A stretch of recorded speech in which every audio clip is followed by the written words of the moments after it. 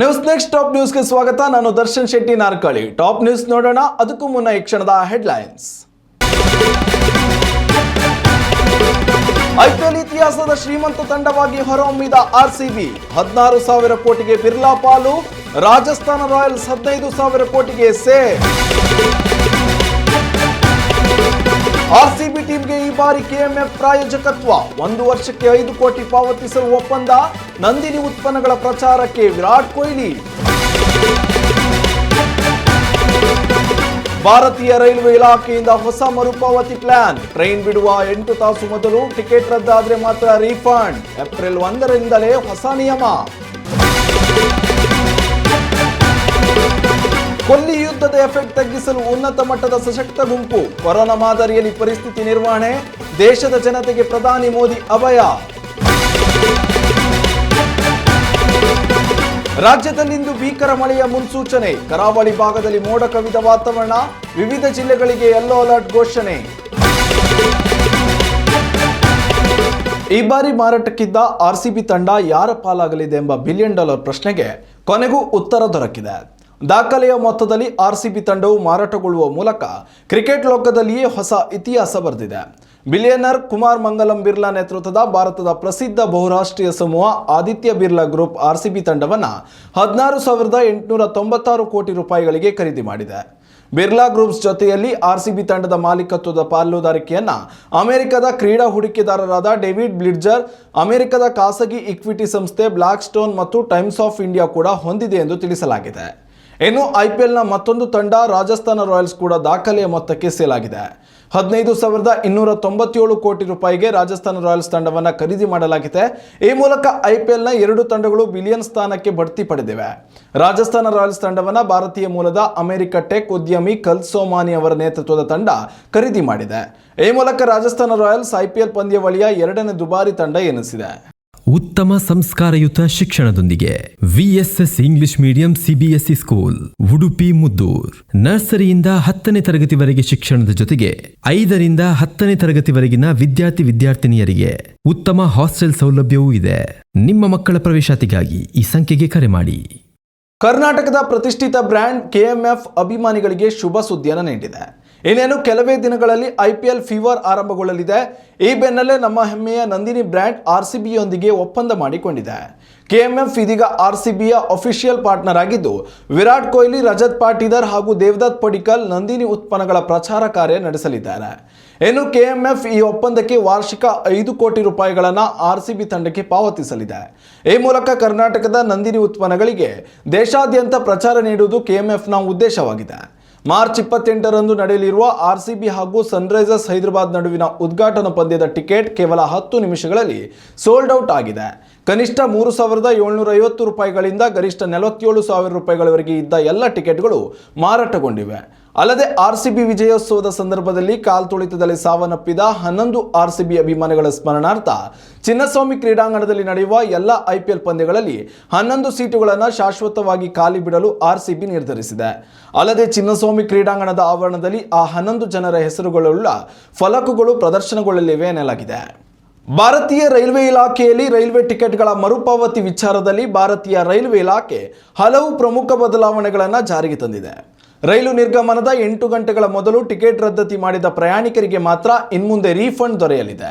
ಇದರ ಜೊತೆಯಲ್ಲಿ ಇನ್ನೂ ಅನೇಕ ಮರುಪಾವತಿ ಸ್ಲ್ಯಾಬ್ಗಳನ್ನು ಪರಿಚಯಿಸಲಾಗಿದ್ದು, ಈ ಎಲ್ಲ ನಿಯಮಗಳು ಏಪ್ರಿಲ್ 1ರಿಂದ 15ರ ಒಳಗಾಗಿ ಜಾರಿಗೆ ಬರಲಿದೆ. ಈ ಹಿಂದೆ ರೈಲು ಬಿಡುವ 4 ಗಂಟೆಗಳ ಮೊದಲು ಟಿಕೆಟ್ ರದ್ದತಿ ಮಾಡಿದರೆ ಪ್ರಯಾಣಿಕರಿಗೆ ರೀಫಂಡ್ ದೊರೆಯುತ್ತಿತ್ತು. ಆದರೆ ಇದೀಗ ಈ ನಿಯಮದಲ್ಲಿ ಬದಲಾವಣೆ ಮಾಡಲಾಗಿದೆ. 72 ಗಂಟೆಗಳಿಗಿಂತ ಮೊದಲು ಟಿಕೆಟ್ ಕ್ಯಾನ್ಸಲ್ ಮಾಡಿದರೆ ಕನಿಷ್ಠ ಶುಲ್ಕ ಮಾತ್ರ ಕಡಿತಗೊಳ್ಳಲಿದೆ. 24ರಿಂದ 72 ಗಂಟೆಗಳ ಒಳಗಾಗಿ 75% ಮರುಪಾವತಿ, 8ರಿಂದ 24 ಗಂಟೆ ಅವಧಿಯಲ್ಲಿ 50% ರೀಫಂಡ್ ಪ್ರಯಾಣಿಕರಿಗೆ ದೊರಕಲಿದೆ. ಇನ್ನು ಇದರ ಜೊತೆಯಲ್ಲಿ ಪ್ರಯಾಣಿಕರಿಗೆ ಅನೇಕ ಅನುಕೂಲಗಳನ್ನು ಮಾಡಿಕೊಡಲಾಗಿದೆ. ರೈಲು ನಿರ್ಗಮಿಸುವ ಕೊನೆಯ ಅರ್ಧ ಗಂಟೆಯಲ್ಲಿಯೂ ಪ್ರಯಾಣಿಕರು ಬೋರ್ಡಿಂಗ್ ನಿಲ್ದಾಣ ಬದಲಿಸಬಹುದಾಗಿದೆ. ನಕಲಿ ಬುಕ್ಕಿಂಗ್ಗಳ ತಡೆಗಾಗಿ ತತ್ಕಾಲ್ ಟಿಕೆಟ್ನಲ್ಲಿ ಆಧಾರ್ ಆಧಾರಿತ OTP ವ್ಯವಸ್ಥೆ ಜಾರಿಗೊಳಿಸಲಾಗಿದೆ. ಉತ್ತಮ ಸಂಸ್ಕಾರಯುತ ಶಿಕ್ಷಣದೊಂದಿಗೆ VSS English medium CBSE school Udupi Muddur. ನರ್ಸರಿಯಿಂದ 10ನೇ ತರಗತಿವರೆಗೆ ಶಿಕ್ಷಣದ ಜೊತೆಗೆ 5ರಿಂದ 10ನೇ ತರಗತಿವರೆಗಿನ ವಿದ್ಯಾರ್ಥಿನಿಯರಿಗೆ ಉತ್ತಮ ಹಾಸ್ಟೆಲ್ ಸೌಲಭ್ಯವೂ ಇದೆ. ನಿಮ್ಮ ಮಕ್ಕಳ ಪ್ರವೇಶಾತಿಗಾಗಿ ಈ ಸಂಖ್ಯೆಗೆ ಕರೆ ಮಾಡಿ. ಮಧ್ಯಪ್ರಾಚ್ಯದಲ್ಲಿ ಉಂಟಾಗುತ್ತಿರುವ ಯುದ್ಧದಿಂದಾಗಿ ಪಶ್ಚಿಮ ಏಷ್ಯಾ ಭಾಗದಲ್ಲಿ ಉಂಟಾಗುತ್ತಿರುವ ಬಿಕ್ಕಟ್ಟುಗಳನ್ನು ನಿಭಾಯಿಸಲು ಇಂಧನ ಪೂರೈಕೆ, ರಸಗೊಬ್ಬರಗಳ ಕಾರ್ಯತಂತ್ರಗಳು ಸೇರಿದಂತೆ ಪರಿಸ್ಥಿತಿ ನಿರ್ವಹಣೆಗಾಗಿ ಕೇಂದ್ರ ಸರ್ಕಾರವು 7 ಉನ್ನತ ಮಟ್ಟದ ಸಶಕ್ತ ಗುಂಪುಗಳನ್ನು ರಚಿಸಿದೆ ಎಂದು ಪ್ರಧಾನಿ ಮೋದಿ ಮಾಹಿತಿಯನ್ನು ನೀಡಿದ್ದಾರೆ. ರಾಜ್ಯಸಭೆಯಲ್ಲಿ ಈ ವಿಚಾರವಾಗಿ ಮಾತನಾಡಿದ ಅವರು, ದೇಶದ ರೈತರೊಂದಿಗೆ ನಾವಿದ್ದೇವೆ. ಜಾಗತಿಕವಾಗಿ ಈ ಯುದ್ಧವು ಇಂಧನ ಬಿಕ್ಕಟ್ಟನ್ನು ಉಂಟು ಮಾಡಿದೆ. ಇದು ಭಾರತದ ಮೇಲೂ ಪರಿಣಾಮ ಬೀರಿದೆ. ಭಾರತವು ಲಭ್ಯವಿರುವ ಎಲ್ಲ ಮೂಲಗಳಿಂದ ಇಂಧನವನ್ನು ತರಿಸಿಕೊಳ್ಳುತ್ತಿದೆ. ಕೃಷಿಕರಿಗೆ ಯಾವುದೇ ತೊಂದರೆಯಾಗದಂತೆ ರಸಗೊಬ್ಬರಗಳ ಪೂರೈಕೆಗೂ ಅಗತ್ಯ ಕ್ರಮ ಕೈಗೊಳ್ಳುತ್ತಿರುವುದಾಗಿ ಹೇಳಿದರು. ಅಂತರ್ ಸಚಿವಾಲಯದ ಅಧಿಕಾರಿಗಳ ಗುಂಪು ಇದಾಗಿದ್ದು, ದೇಶದಲ್ಲಿ ಇಂಧನ ಪೂರೈಕೆ, ರಸಗೊಬ್ಬರ ಸರಬರಾಜು ನಿರ್ವಹಣೆ, ಹಣದುಬ್ಬರ ಸೇರಿದಂತೆ ಎಲ್ಲ ಸಮಸ್ಯೆಗಳ ನಿರ್ವಹಣೆಗೆ ಈ ತಂಡವು ಕಾರ್ಯನಿರ್ವಹಿಸಲಿದೆ ಎಂದು ಪ್ರಧಾನಿ ಮೋದಿ ತಿಳಿಸಿದ್ದಾರೆ. घायल है उनका बेहतर इलाज सुनिश्चित कराया जा रहा है. सभापति जी, होर्मुज स्ट्रेट विश्व व्यापार के सबसे बड़े रूट्स में से एक है. विशेष तौर पर कच्चे तेल, गैस और फर्टिलाइजर से जुड़ा परिवहन इस क्षेत्र से बहुत बड़ी मात्रा में होता है. युद्ध के बाद से ही हॉर्मुज स्ट्रेट में जहाजों का आना जाना बहुत चुनौतीपूर्ण हो गया है. लेकिन विपरीत परिस्थितियों के बावजूद हमारी सरकार ने संवाद से, कूटनीति के माध्यम से रास्ते बनाने का प्रयास किया है. प्रयास ये है कि जहां से भी संभव हो वहां से तेल और गैस की सप्लाई भारत पहुंचे. ರಾಜ್ಯದಲ್ಲಿ ಮುಂದಿನ ಕೆಲವು ಗಂಟೆಗಳ ಕಾಲ ಭಾರಿ ಮಳೆಯಾಗುವ ಸಾಧ್ಯತೆ ಇದೆ ಎಂದು ಭಾರತೀಯ ಹವಾಮಾನ ಇಲಾಖೆ ಮಾಹಿತಿ ನೀಡಿದೆ. ವಾತಾವರಣದಲ್ಲಿ ಭಾರಿ ಏರುಪೇರು ಉಂಟಾಗುವ ಸಾಧ್ಯತೆ ಇದ್ದು, ರೈತರು ಹಾಗೂ ಪ್ರವಾಸಿಗರಿಗೆ ಎಚ್ಚರಿಕೆಯಿಂದ ಇರುವಂತೆ ತಿಳಿಸಲಾಗಿದೆ.